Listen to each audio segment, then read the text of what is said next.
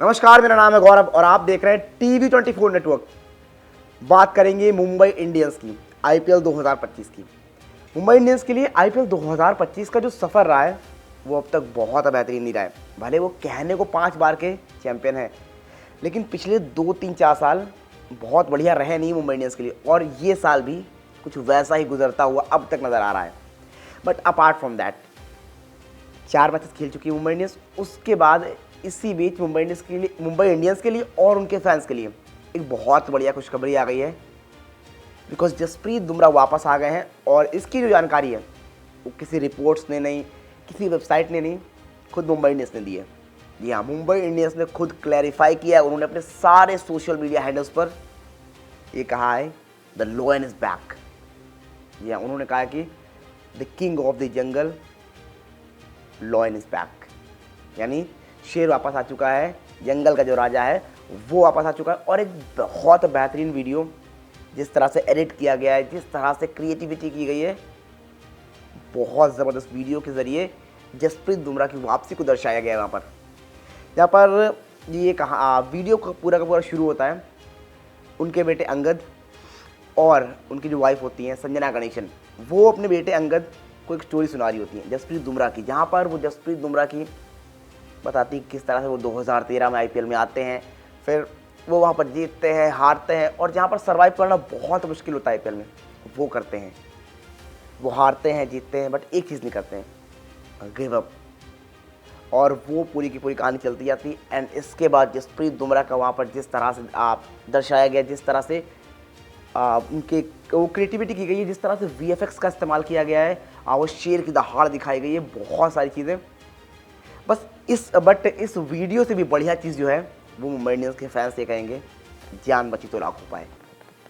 Because Jasprit Bumrah का ना होना उनके लिए बहुत बड़ा हार्ट ब्रेक था, because not just for the Mumbai Indians.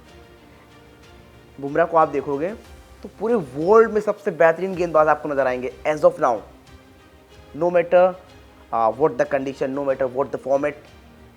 किसी भी फॉर्मेट में आप ले लो, whether it's T20, ODI, test cricket, कहीं पर भी देखो।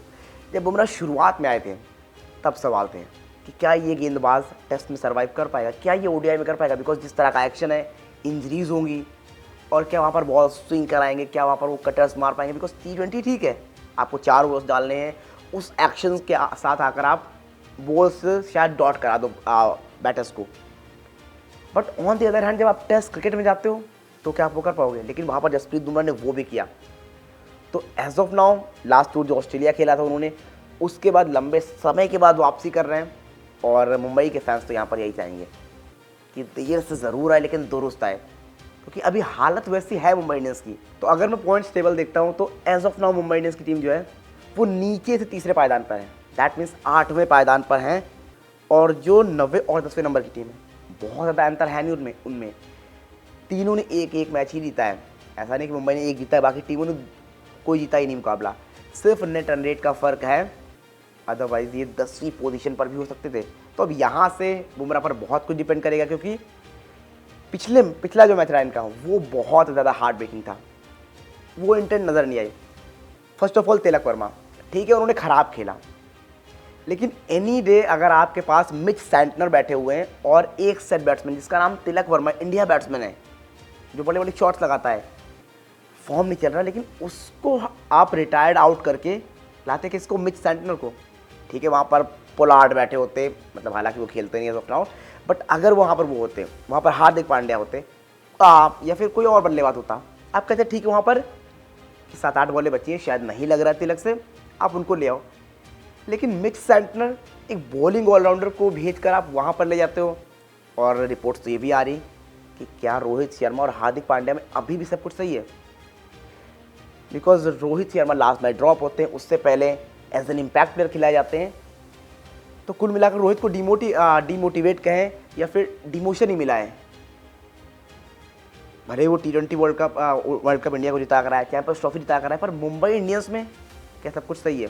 सूर्य कुमार यादव, हार्दिक पांड्या, उनमें उस तरह से कमराडरी नज़र नहीं आ रही है। तो बहुत कुछ है जो मुंबई इंडियंस के लिए फ़िलहाल गलत चल रहा है, ऐसा लग रहा है परफॉर्मेंस से, प्लेयर्स के रिएक्शन से। क्योंकि हार्दिक एक तरफ कहते हैं कि आप तिलक को वापस बुला लो।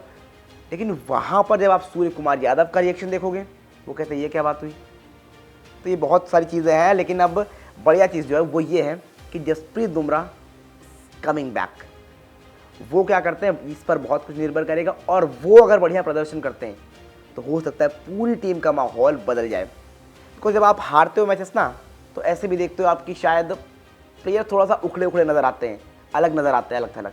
लेकिन जब आप मैचेस को जीतना शुरू करते हो, तो जब वो टीम एकजुट होकर खेलना शुरू होती है, वो कॉन्फिडेंस आता है, वो विश्वास जागता है प्लेयर्स में, तो वहाँ पर चीज़ें बढ़िया हो सकती हैं। लेकिन क्या बुमराह वो करेंगे? बिकॉज लंबी इंजरी के बाद आ रहे हैं, लंबे समय के बाद आ रहे हैं, तो वो देखना दिलचस्प होगा।